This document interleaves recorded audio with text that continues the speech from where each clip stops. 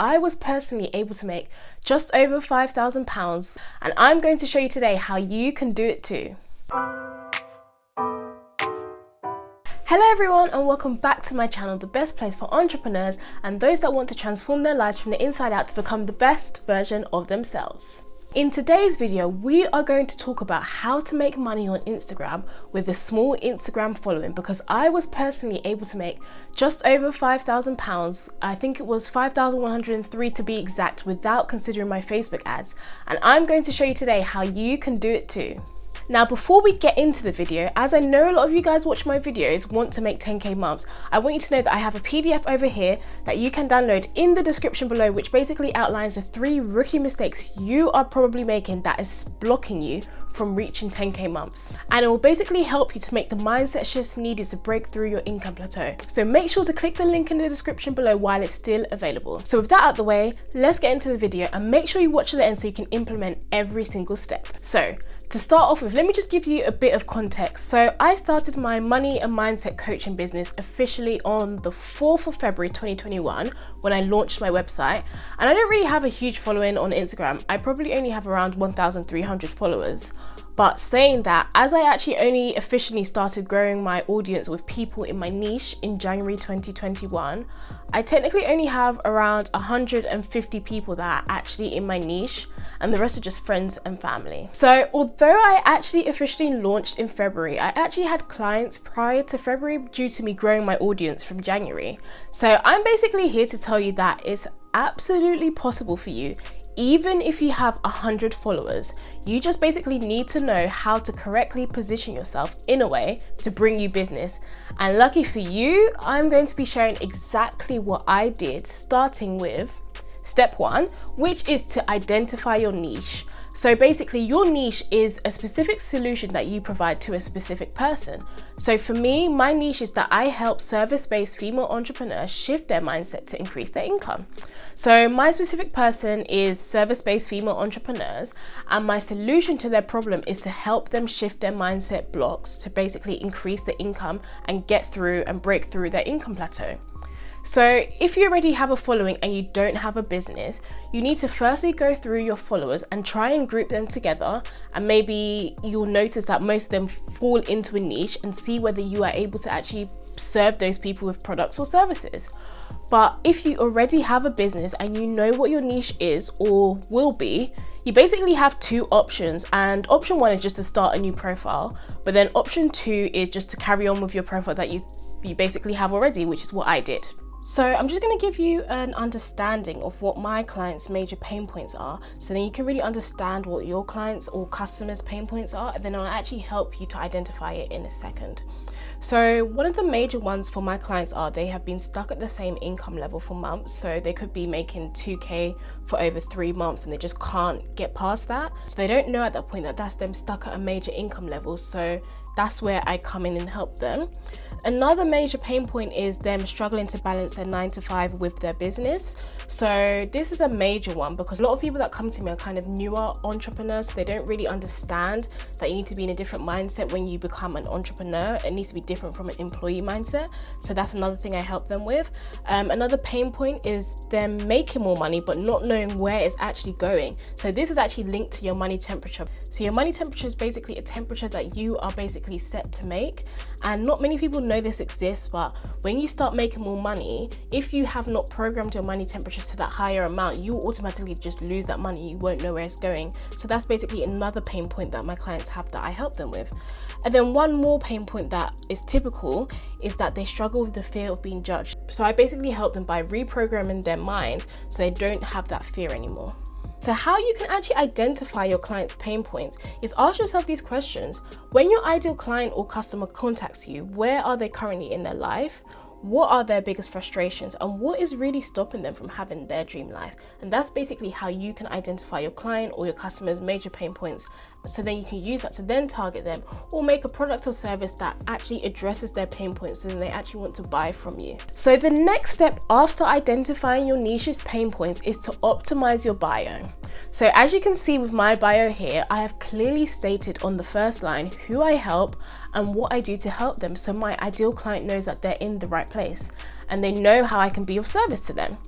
And then directly underneath, I mentioned that I am on YouTube, so they actually are aware and they can check me out there. In that section, I actually used to have that I was a certified life coach, but then I realized people don't care if you're certified or not. They just really care about the result that you can give them, which is why I kind of switched it up and took that out. So then in this section is also useful if you have any publications such as in Forbes, because it can kind of give you credibility, so put that in there. And then directly underneath is where I have my lead magnet, which is just my freebie that I use to grow my email list, which is what you should definitely be doing. And with your freebie, just make sure it's something of value to your ideal client or customer, so something they can actually benefit from. So the next step is to focus on the type of content that you want to make. So you should have identified your client's pain points on step 1, and you need to actually plan your content around this and how you can help them solve their problems with your product or service. So I basically broke down what the 6 main things I teach in my Mindset Mastery program are. And these are providing clients with clarity to understand what their mindset blocks are, starting to realign and rewire their brain for success, understanding their money story, knowing what money temperature they are set to. If you don't know what that is, guys, look on my Instagram profile. Manifesting money, and also goal setting. So once you've identified these things, you need to start making a gap. So the gap is basically where your customer or client is now, and then basically take them on a journey to where they'll be after they've finished using your product or service. So a good way I do this is by pointing out mistakes they are currently making and then giving them some tips on how to rectify it. And then really getting them to understand their limiting beliefs. And I also make sure I address the objections that they might possibly have when they try to join my Mindset Mastery program. So commonly it's just time and money. So I always make sure to address that in my content. So with my content, I basically aim to do 3 things, which is to empower, educate, and entertain. And that has been very successful for me, so definitely try that out. So step number 4 is to engage with and follow similar accounts. And you are probably doing it wrong, so I'm going to show you how to actually do it. So the way people usually do this is by following people in their niche and just hoping for the best, or just turning on their notifications and just commenting on different posts. But the way you should be doing this is by firstly identifying people in your niche. So I'm gonna go for manifestation babe. And then what people usually do is just like the post or go onto their followers and just try and follow everyone under their followers. But what I actually do is click on the post that I think will be related to me, and then I see who has actually commented on this post, because the likes are all well and good, but I want to know people that have actually engaged. So what I'll do is then go in and see who's commented and then give them a follow, and then I'll use the 3-2-1 rule. So I'll give them 3 likes, 2 comments, and then 1 follow. So that is basically the 3-2-1 rule, and that's really what's been working for me. So the next step is to engage with everyone that you follow or that follows you. So this is when you kind of have to be grateful that you're actually small, because this can be quite long and tiring. Now, when I say engage, I do not mean to be that annoying salesperson. I mean actually getting to know the person and seeing if you could be of service to them. So I usually do this when I go on my walks in the morning, and what I do is I voice note people that have followed me or engaged with me on my posts. And after I've checked out their profile, do like a little stalk, and then I probably message them and say something like, thanks for the follow, it was absolutely lovely to connect with you, I love what you're doing, how did you get started? So it's literally as simple as that. You don't want to ask a closed question. You want to ask an open question to allow for the conversation to start to flow. They'll probably respond by asking you something back similar. And that's when you say your niche statement that we identified earlier, and then add in some results that you have got for someone in like a smooth flowing way, not like you're selling to them, but like in a way that's smooth and you just want to show that you can do what you've said. So then at that point, I usually ask them another question like, what are you working towards at the moment, or what are your goals for the month?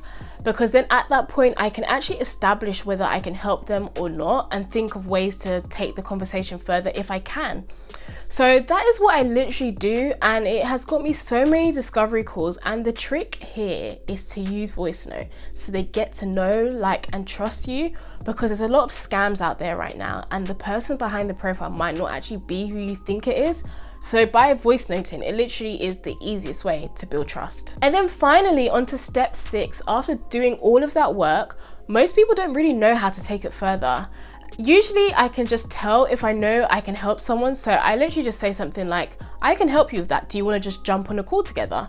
Or if they don't want to jump on a call together, I just say something like, I have a PDF that can help you with that, and just send it to them. So anything I can do to be of service, I will do.